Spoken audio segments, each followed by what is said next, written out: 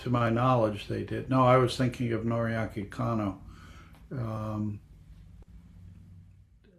Noriaki Kano and Hisamichi Kano. Hisamichi Kano was his yeah, translator. yeah, yeah, He was yeah, still alive till a few years ago. I don't know whether he's alive now. yeah. But Definitely. in the world of Deming, I saw the photograph of Deming meeting the Toyota family.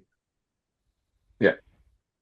Yeah, and I know both Soichiro and Tatsuro Toyota studied, I believe, at NYU with my grandfather, and I have some diaries that my grandfather uh, where he talked about, them studying. And I met both Soichiro and Tatsuro several times in Japan, and at different, we had meetings and then lunches and dinners a couple times, and they talked about how they studied with my grandfather, learned from him. And I remember Shirichiro saying to me directly that Deming, even though we don't talk about it as much as we should, Deming is still at the core of the Toyota production system. And when we lose our way, and he said we had lost at that point, it was right when his son Akio was being named the chairman or president of Toyota. He said at that time, he said we did lose our way for a while because our aim shifted to being the largest car company in the world. He said we achieved it, but at the cost of quality, and that's going to change, and we will make sure it never happens again. He said that directly to my mother, my brother, and me, and I were in the room when he said that.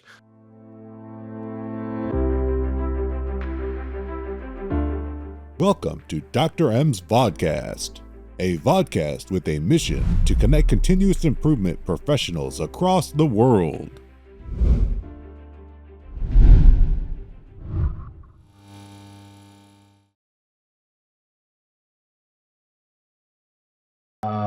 Something that he said was really not expected. I'm sure there are many such instances, but if you would like to share a couple that was unexpected by the audience. Yeah, I can say that a couple of the seminars that I went to, um, I, like you said, there were a lot of things that were quite unexpected for the audience, that they just did not think that he would say that he would bring that up. I think one of the things that, and you could tell because there were times where people could ask questions and they were just really puzzled about certain elements. Um, I remember sitting with some people from Japan who were going through this. And when my grandfather started talking about performance appraisals, we took a break right then. And they spent about 10 or 15 minutes talking about how they had adjusted their performance appraisals to make them more effective, more efficient. And I thought, well, wait till we come back from the break and you hear what my grandfather has to say about that concept. And some of them, it never got through to him. I think Bill would probably, because he's been through so many more seminars and workshops than I have, might be able to share something that was, more, more of a surprise and quite unexpected. But I think something like that was, pretty astounding to them. Um, and it was always interesting to sit in the audience and have people just kind of lean back and say, I never thought of it that way. I think the other thing that always hit me was people saying, I'm coming here and I'm learning about this thing called profound knowledge, and it kind of scared me that there were four elements. And that what was unexpected to them was some people already had a general understanding of it, and they used it in their life. They didn't realize they used a theory of knowledge to get to work. They had a prediction on how long it was going to take. They didn't really understand that they already knew what common and special cause was. They didn't understand that to get to work faster, they could give an incentive and somebody could get to work faster, but that really to get to work faster, you needed to change the system, whether it was redesigning the lights, redesigning the system of the roads or whatever, and that the impact on people. So when he brought theory of knowledge, profound knowledge to them. I thought that was very unexpected for them to say, deep down, I already had a feeling and already understood a lot of it. And I think Bill probably has a lot more that he could share because he was there for so many more of them than I was. Thank Well, you, Kevin. Please, Bill.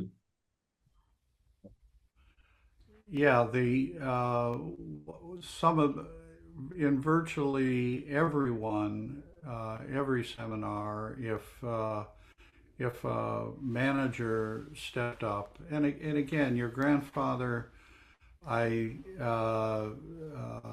I think didn't suffer fools gladly, and so he for anyone who wanted to learn, he was most accommodating. But if you were saying other things, well, you know this and that, he would say no. That's not right. And on many times he would in in not to avoid uh, putting the making a point. He would say he just didn't understand the question, and his hearing was bad. So um, uh, that helped. But I mean, in the private world, I mean, he walked out of meetings that we set up with some of the senior managers because they just were not interested in listening. They were pontificating and not looking to learn. But there's many stories of that. Um, uh, I can remember in a meeting with our vice president for purchasing, he just came back and said, "Well, I know what I told them, but I don't know what they heard." So yeah, Dr. Deming wrote that down. Absolutely right. But as your grandfather said, I mean, the theory of knowledge, well, none of it, the psychology, knowledge, variation, systems, none of that is, is, I mean, they all have a history of development from the early days of philosophy before stuff was the sciences and other things were broken out of philosophy. And so if people understand what theory really is, and he said it could be a hunch, it could be people talk about mind maps now, but when you hear theory, a lot of people get turned off. But yeah, they do find that, well, yeah, and he used the going home from work a lot, that example. So but I don't know if it was surprising, maybe to the people, but it wasn't surprising to us. Thank you, Bill. Kevin, this is Dr. M here. One of the things that I observed when Kevin was listening to like Arkoff and others, he was so attentive. I mean, he did not interrupt them. It looked like a great listener, and that's the impression that I got.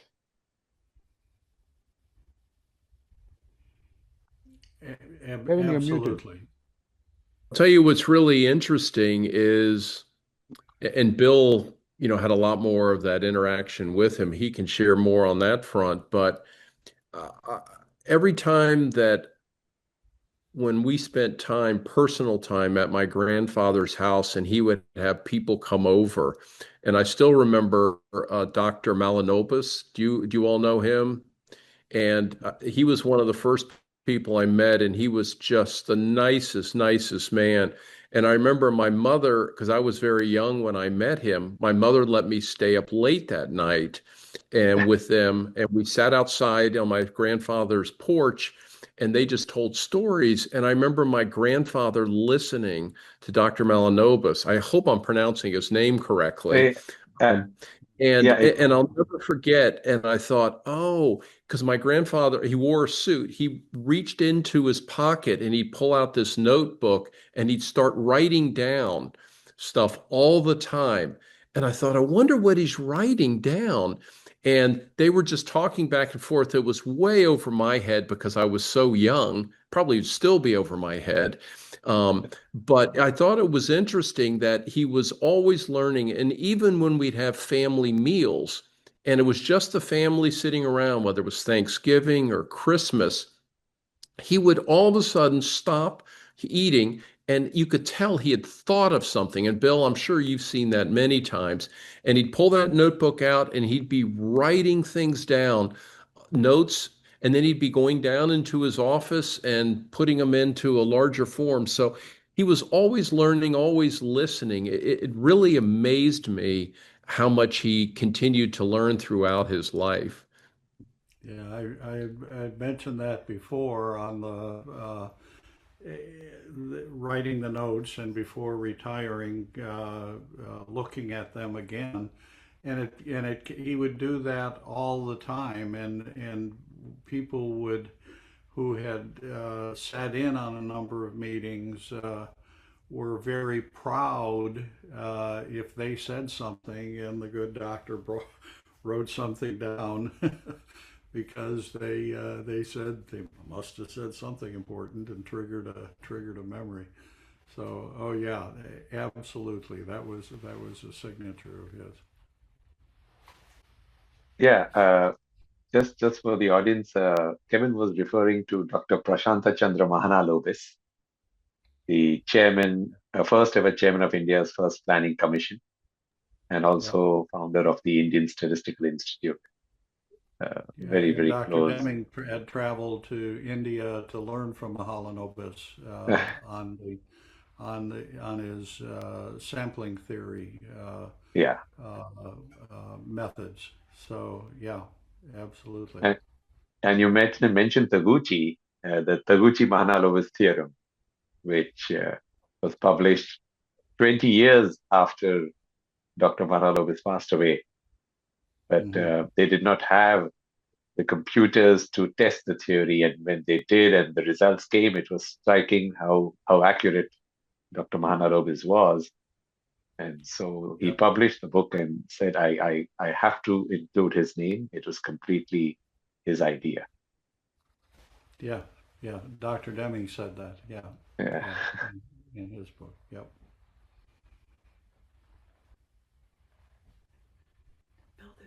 Hi, Bill. Take this side.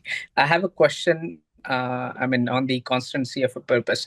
So, how the constancy of a purpose for the existing organization is different from the newer ones? I mean, the people who are just starting, they are starting their own enterprise.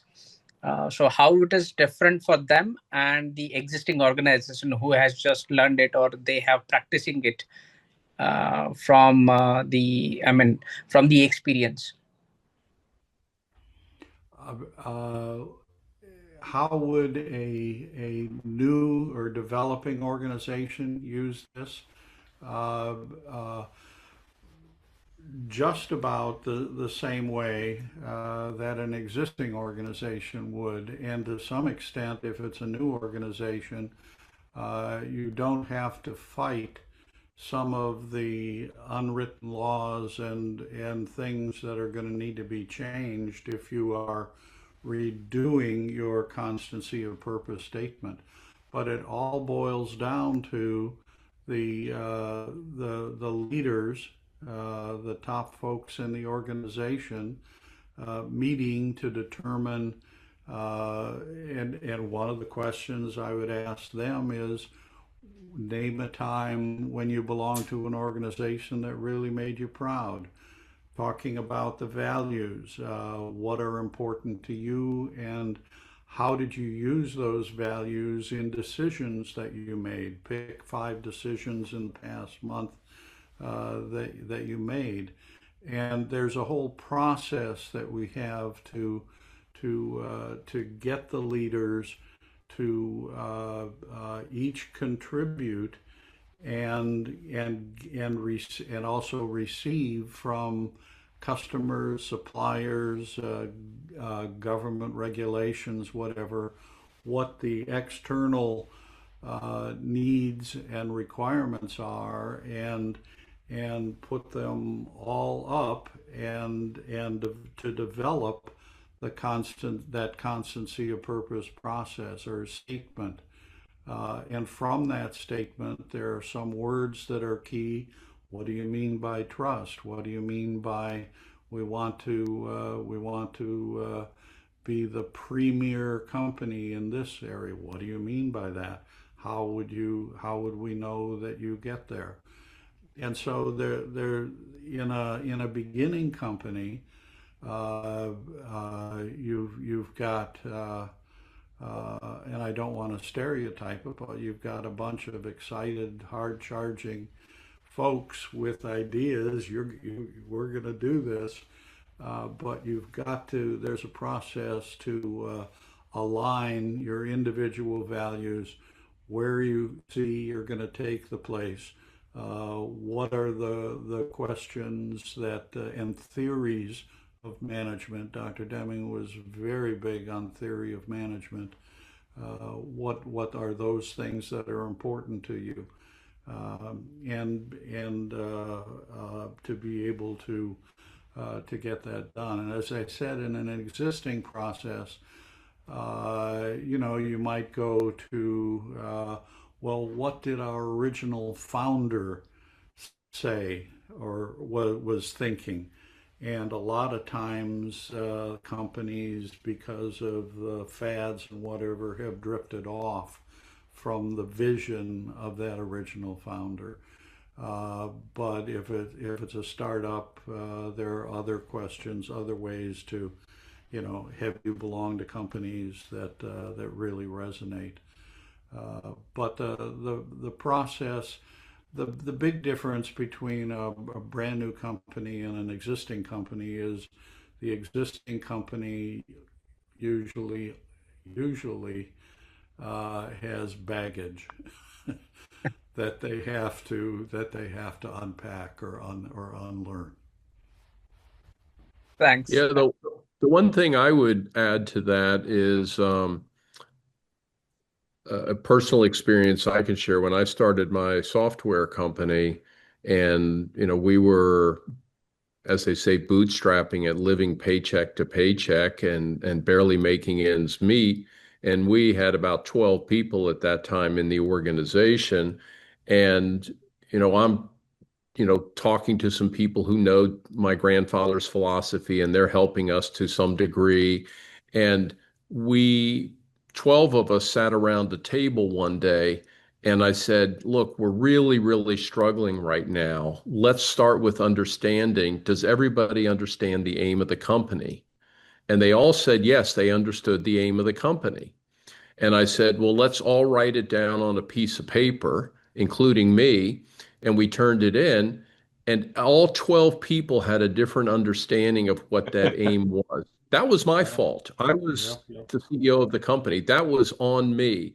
I thought I had explained it and articulated it, but I had developed an aim that we would go out and use to pitch private equity, investment banking, money people. And we came up with this convoluted aim that didn't mean anything, believing that would help us raise money. Well, the problem was we had 12 people all working hard and giving their best efforts towards 12 different aims. So you can imagine when you're a startup company, and every second, every penny, every moment is the difference between survival and thriving. I mean, surviving and going under. You know, we could have gone under once we got that straightened out and everybody understood that. And then the by what method we were going to achieve that aim, we started doing really well. And the last thing I'll say is we've taken that lesson. I've been a number of places, not like Bill, but around the world talking to executives and different companies and walking into their rooms and sitting down with them and saying, you all look like you're working hard and giving your best efforts. Yes, they all are. And we have them write down what they believe is the aim of the organization. Not once, and I've probably done this 24 or more times, not once have I seen it come back where they all thought they understood. I mean, they all understood the exact same aim. And having that constancy of purpose and understanding that aim is huge in terms of getting everybody on the same page and having it clearly articulated. And like Bill was talking about, there's a difference between, you know, making the highest quality, lowest cost carburetors in the world versus, like my grandfather said, well, that could be your aim, but that could put you out of business. You have to understand, you know, it's better to put, and I don't know, he said like a astronomic mixture of gas and, you know, air. That should have been the aim, which would have led that company that was making the carburetors to say, hey, the fuel injector is a better way to do it. Or maybe now there's this thing called an EV that we should be looking at where we don't even need a fuel injector. Or, you know, so having that aim and understanding it is huge. Couldn't agree more, Kevin. You guys I don't know how the visual was, but the top two steps, and I had them parallel. One was values, one was aim, in coming up with your constancy of purpose statement in process. Aim and values are right up there, and I've experienced the same thing. You call the bluff, and they haven't really. They haven't spent the time to agree, to develop and agree on really what that aim is. Not that it has to be, a lot of people say it has to be super simple. It just has to be it has to be able to be internalized, understood, recognize that's what they're going to do, and they're emotionally embracing it. Everyone in the organization needs to be having that in processing all the time. Yeah, Kevin, it's like when the Deming Institute was founded, and the statement was to promulgate the Deming system of profound knowledge and forward to commerce, prosperity, and peace. And when you came in, and you said it's all very noble, but we need to make it more actionable. And that's when you said enriching society through the Deming approach. And that changed everything. Yeah, and like Bill said, it has to be pretty clear. You have to understand it because, you know, fostering an understanding of the system of profound knowledge to advance commerce, prosperity, and peace was the original. And I would go to events and people would say, oh, Deming, you know, I remember what's the aim? What's the aim of the Institute? And I would say that to him. And man, that was if you wanted people to run away from you at a social event, you would just bring that one up and they would start heading in a different direction. And we're like, oh, okay, yeah, that's nice. And now, say, enriching society through the Deming philosophy, they go, oh, I understand that. And then next question we often get is, well, how do you do that? By what method do you do that? So. Mm-hmm. Yeah, tomorrow we'll talk about how you do that. But one of the first things I did when I went over to General Motors at Dr. Deming's recommendation, glutton for punishment, I guess. In any event, one of the first things I did was ask to see all of the policy letters from the history of the company. And when Alfred Sloan was was chairman, and I'm going to use different words tomorrow, but I was very pleased to see that every policy letter he had the first paragraph is, make no mistake about it, this is what we're going to do. Okay? For the people who don't need to understand, be saying this is what we're going to do. The second paragraph is, this is why we're doing it.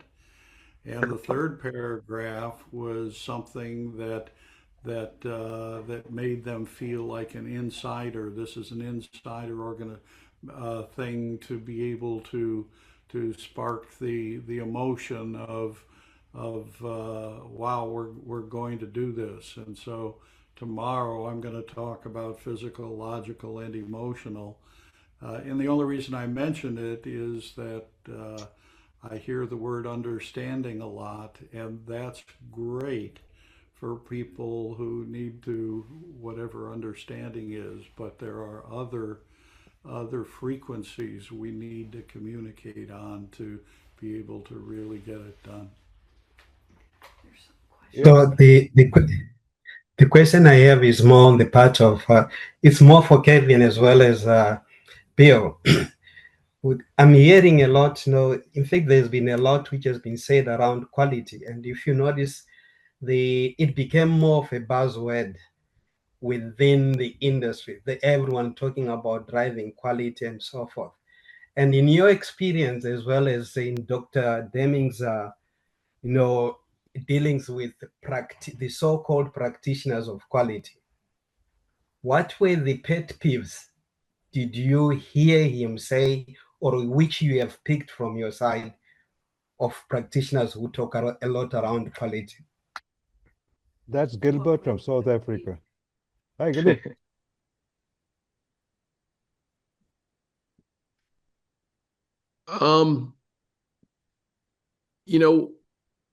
Bill, you had more interaction with the people than, that were talking about this on an ongoing basis than I did. I kind of came into it later. You might want to address that rather than me. You have more experience with that, I believe. Okay, now I need to understand the question better. What are the pet peeves? Pet peeves on quality from the practitioners of quality. What are the pet peeves? He was speaking as he was going engagement, engaging with the different stakeholders. I mean, the first one that every practitioner of quality is the number one peeve is management. Management is not listening or appreciating what we're contributing to this organization. So from a quality control or quality professional, it's the management. But I would imagine in many disciplines, management is the scapegoat, or not the scapegoat, but quite honestly, is responsible for the organization. Quality's made at the top, not in the bank statements. And as Dr. Deming gave that example, the calculations of interest payments, operations could go off without a blemish. Now, as far as other pet peeves, they don't, the quality professionals need to have, be exposed to more training and education.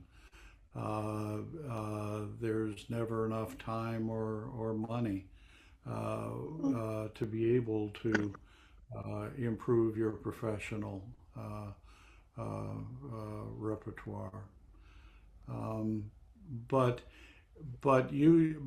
there's nothing, and then every person, not just quality, needs to be.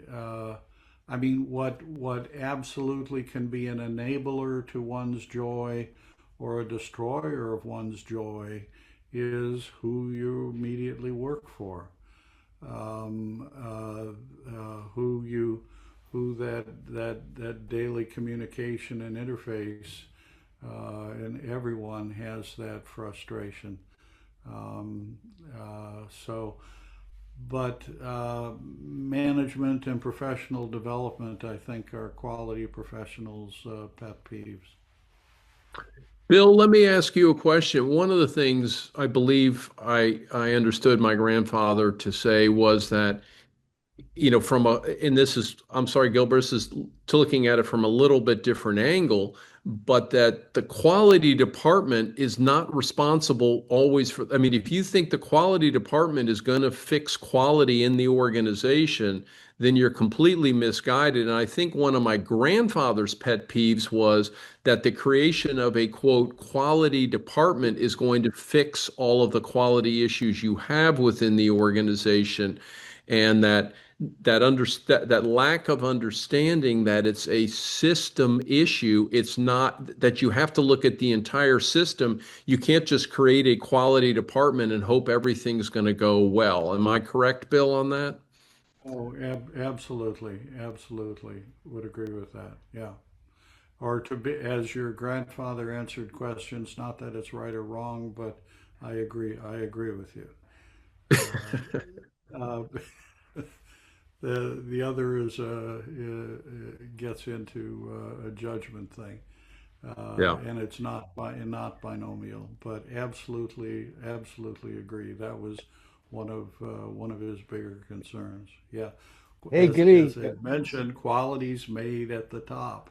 It's the quality of the decisions that management make that impact the organization far more than what happens on the shop floor. Hey, Gilly, thank you very much for giving this trajectory. In as much as Kevin said, and Bill did agree that it is not quality department that ensures quality, let me make this cheeky remark that all those organizations who win Deming Award in India do not really understand Deming.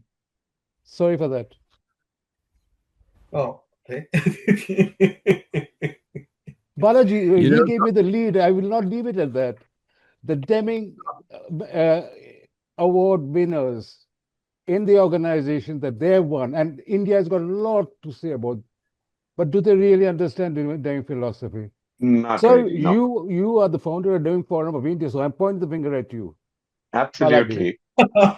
They have absolutely no idea about what he meant. They know what it is to win the prize, though. The only way I look at it is at least uh, they know of Deming, and then I just try to stoke that in them that winning the Deming Prize does not mean you really understood the Deming philosophy, and they're two different things. So you do find, uh, the same competition stuff going on there, and which is completely alien to the way Deming thought about things. Uh, anyway, and then the performance appraisal and things like that. So what can we do about it? What where we action? have we have everyone here. I think let's declare war on the Deming Prize winners and teach them about the Deming philosophy. We have to Okay, reach out to them.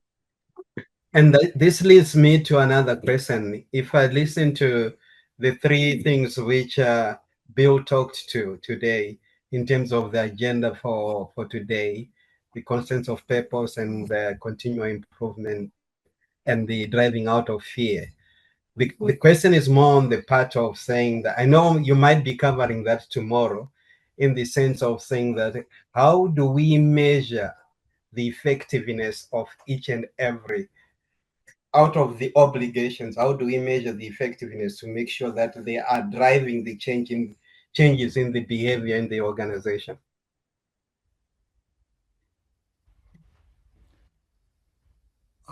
For any company or organization, the constancy of purpose flow diagram that I put up there identifies key measures, values, and questions that can be tracked. Having said that, and Dr. Deming has said, and absolutely agree, many important things are unknown and unknowable and unmeasurable, and so it could be, going back to his survey work. How can you get the feedback from the organization as to how they're going? But the measurable stuff has a better chance of really improving, because it starts what's measurable at the top and it's deployed down through the organization. It's not just measuring things for measurement's sake. I mean, as an example, at General Motors, I was part of a huge effort to reduce the number of measures. We had over 2,500 measures that were reported throughout the organization on a daily basis. And a lot of, and a bunch of stories, okay, because of fear, some okay, so you are managing the dog, okay, so he doesn't walk over the keyboard. So one vice president 10 years ago asked a question, and because of the fear that he created, the organization was still gathering daily data just in case he'd ask that question again. And so, but we found we could manage even General Motors with about 30 measures deployed and up and down, but we ended up with 70 because there were 40 vice presidents, and in order to get them to buy off, we said, what measure's important to you, VP? It's in there. What's important to you? It's in there. So sometimes compromise is necessary to get something done. But if the company is proceeding as planned, however you're measuring, and whatever the feel, and tapping into the feeling of how it's going, that can give you an indication that things are proceeding, you're improving, because the gap on every measure is narrowing. Yeah, Bill and Kevin, this concept of fear, driving out fear, especially in context of the Eastern culture, very often because culturally the power distance is high, and you would know it much better, the respect and fear get confused. It's showing a respect and fear, they get confused in the Eastern culture. I'm sure you would have experienced that. And that's one of the things that India does suffer from. And we need to address that part of it and, separate the concept of respect and fear. It's not going to be an easy task because it's a national culture. And when it have to be converted into an organizational culture, it has to hit where it needs to be hit. And the other thing that I would like to ask is, there is a generational shift now.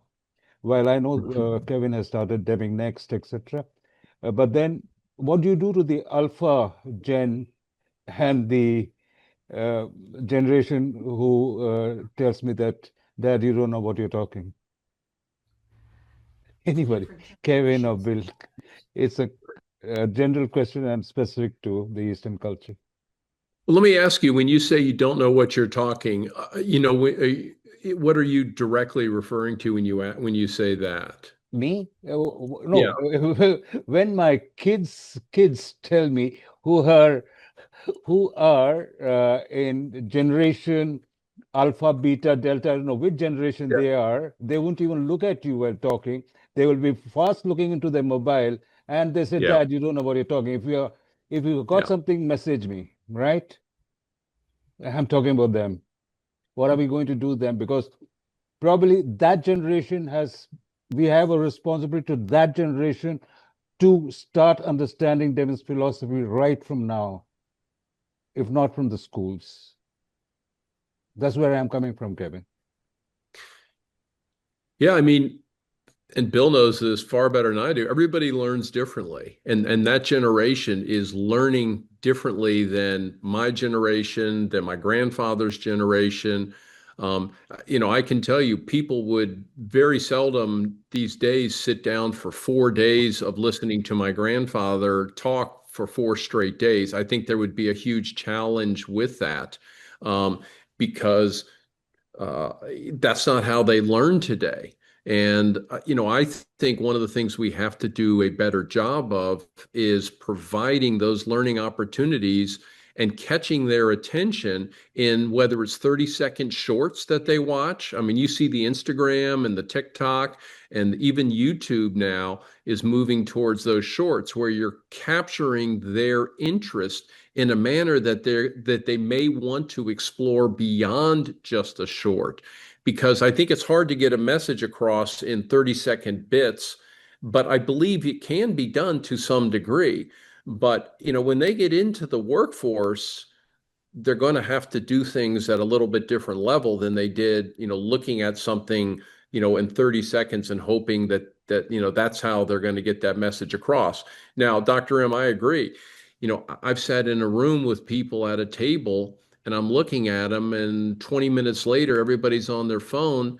And I said, "What are you all doing?" "Well, some of them are texting each other across the table, instead of speaking." But when you do get into the workforce, in the workplace, things will be a little bit different. So I agree. If we can get them to understand some of these concepts at an earlier age, it's going to have a positive impact when they do get into the workplace.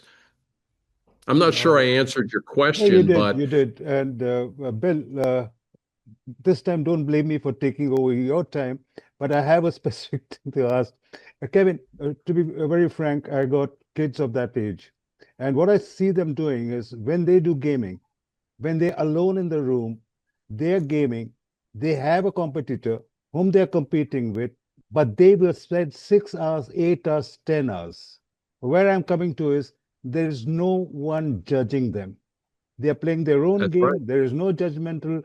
There is no fear as such. They may have fear of competition, but there is nobody passing a remark or anything like that. But they will spend 8 hours to 10 hours doing their gaming, which they like. Now, that does not say that the younger generation do not have long span.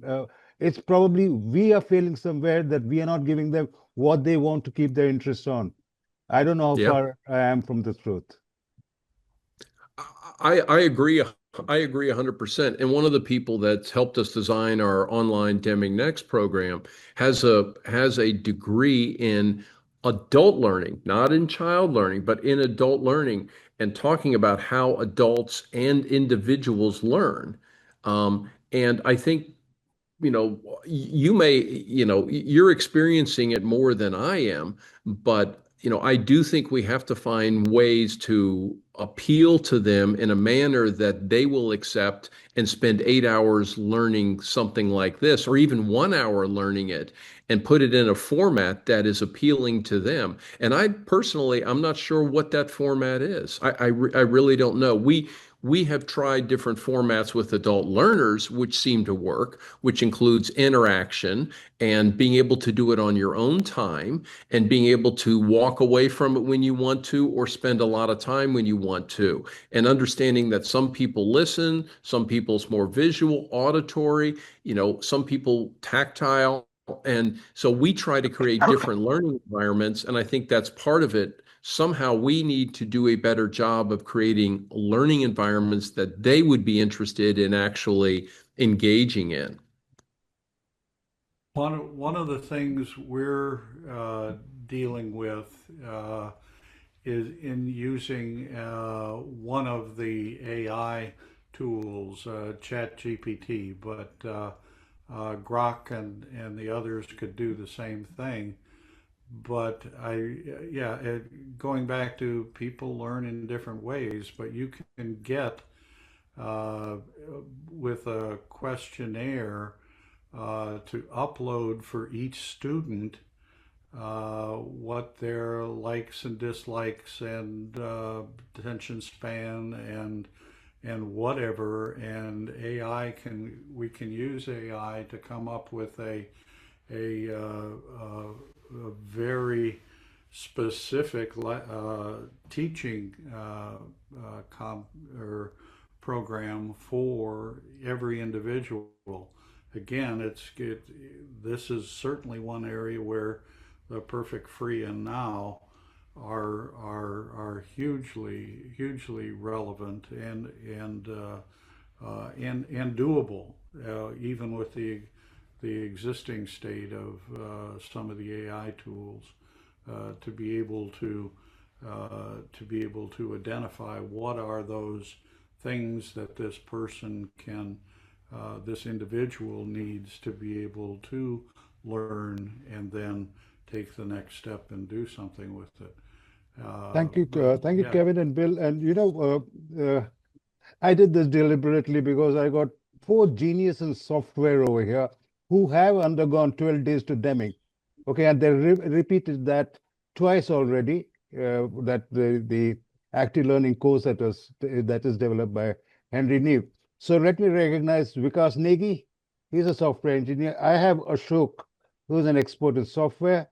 Pratik is another also expert in software. Come on, you learned 12 days to Deming. Convert this into something that we can use. Start with India, right? Okay. Thanks a lot, Kevin, and thanks for taking that question. Balaji, sir, Yep. any more questions? Because I have given myself enough time so that I will not miss this chance of Kevin and Bill with me. No, I think, yeah. I was going to say the one other thing is, I think the children of today are growing up experiencing the consequences of, systems that are broken, that aren't working well. They have things like climate anxiety, I think education that feels disconnected from real learning, watching parents that are burned out in workplaces that are toxic, and they're like, I don't want to work in something like that. And I think they're living the problems that my grandfather explained. And I do believe they're primed to understand systems thinking because they're suffering from system failures.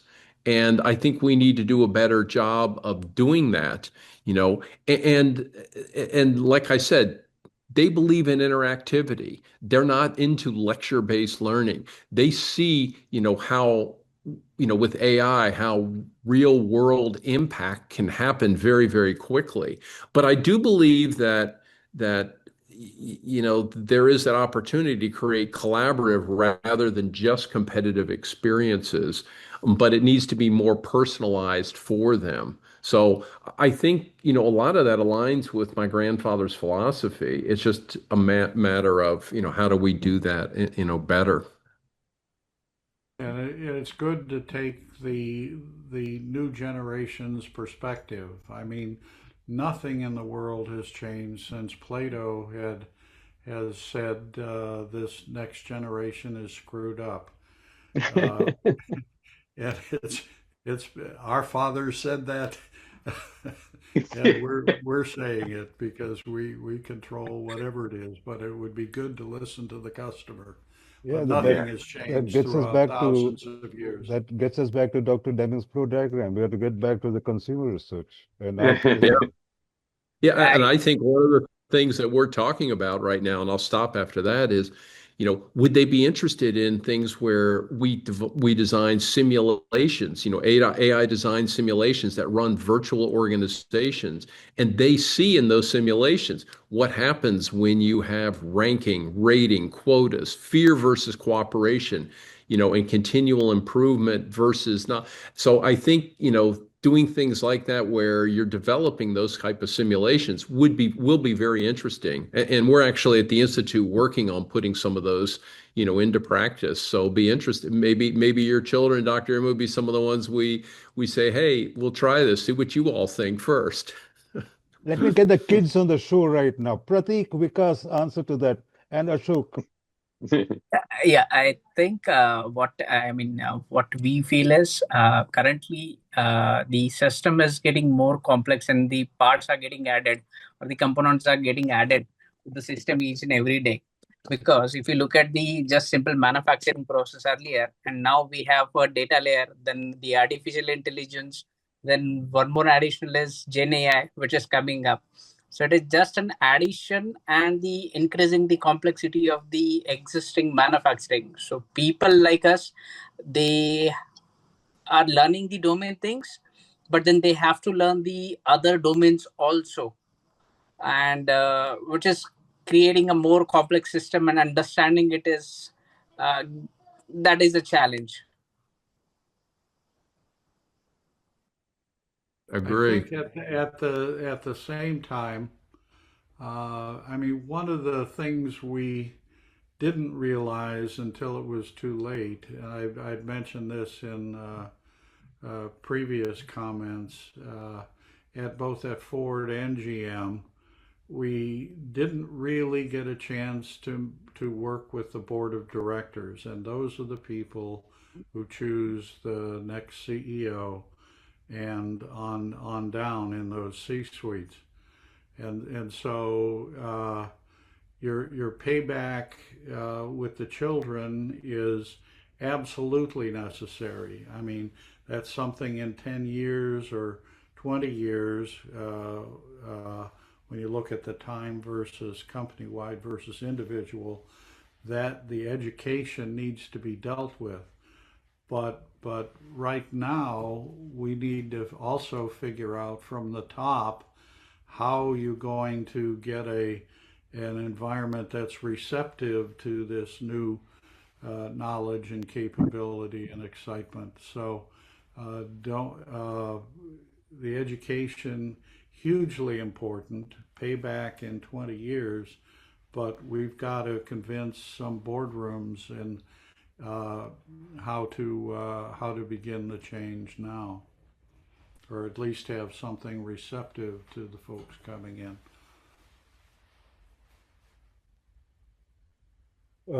Ashok, you had something to say?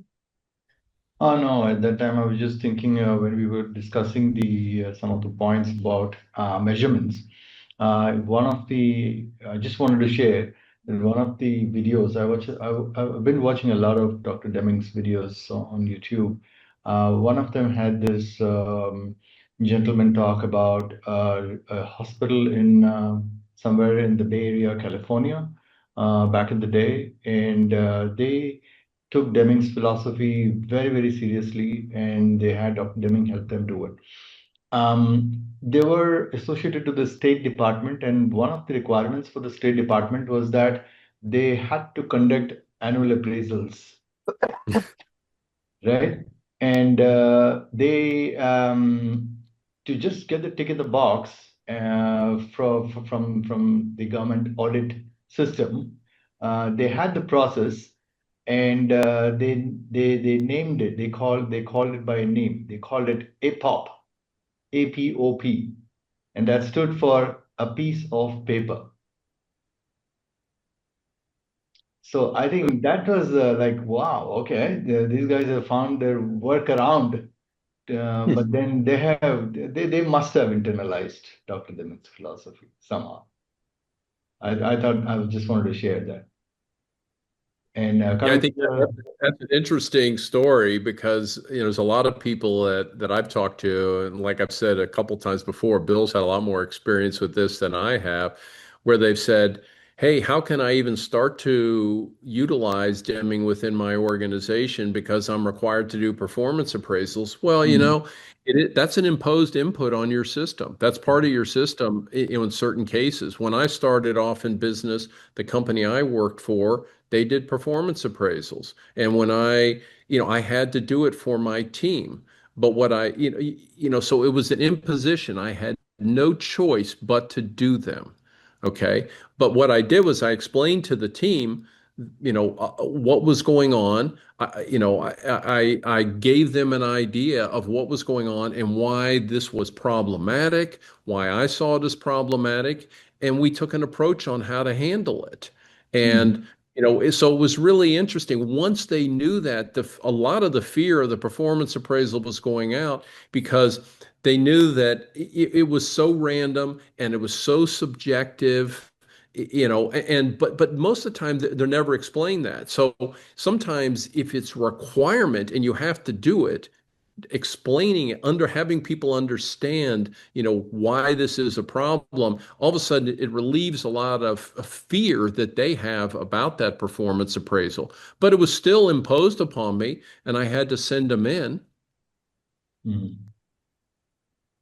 So sometimes you can't do anything about it. It's a fact of, as my grandfather says, a fact of life. You have to. But I guess it's the way we understand it, like you said, right? And make sure everyone's on the same page as well. In the sense, the whole objective of the performance appraisal is primarily to kind of, understand what went wrong, why things went wrong, what could we have done better, and treat it more like a learning environment rather than pointing fingers and say, hey, this is something that you didn't do, therefore I'm not going to give you a raise. Well, we took it from the perspective of, wait, I'm not going to wait 12 months to tell you I don't like the color of the shoes you wear, and give you a 2 on a scale of 10, and you're looking at me saying, wow, if it was that important to put it on a performance appraisal, why would you wait 12 months to tell me that you don't like the shoes that I wear? If it's that important, tell me early on. So what we did was, even though it was imposed on us, we moved to an approach where we discussed everything, and they learned it was the system we had to work on, not the people. 94% of the potential and capability of the organization was the design of the system. Okay. And yes, people are in that system, but if sales are going down that month, I'm not going to look at you, Ashok, and say, why are your sales down this month? We need to understand what the system is, what the capability of the system is. And once we did that, it took so much pressure off of them being fearful of that, a performance appraisal. It was a fact of life. I had to do it. And, we tried to mitigate its impact as much as possible. And Bill, I'm sure, have a lot more experience with that than I did, but. I was happy to hear you add that. If you fulfill those requirements, but that your job is to develop your people, and so the coaching and counseling are hugely important, and the timing of the coaching and counseling.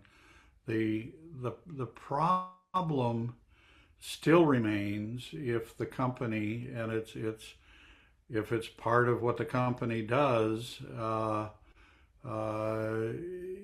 they're going to, some companies are going to lay off the bottom 10%.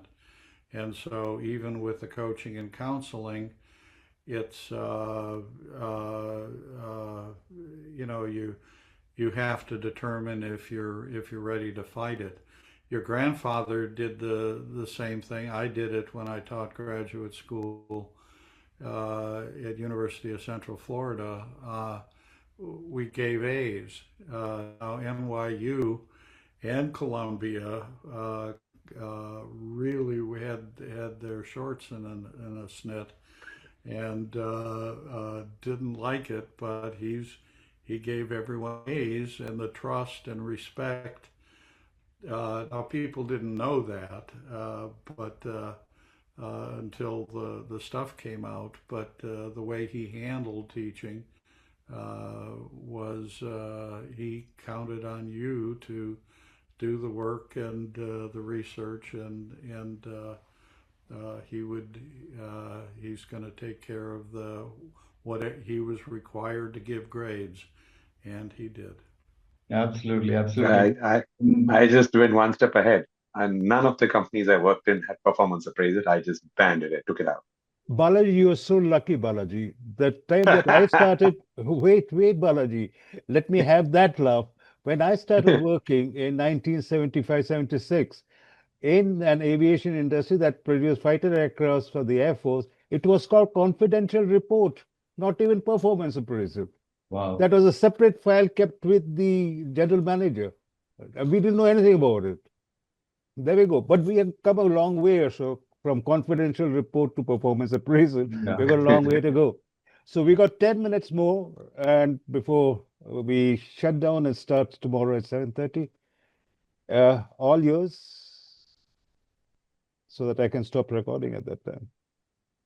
Okay, someone typed in when Deming was helping Japan, from what U.S. government initiative, who was helping Europe and Germany? I honestly don't know.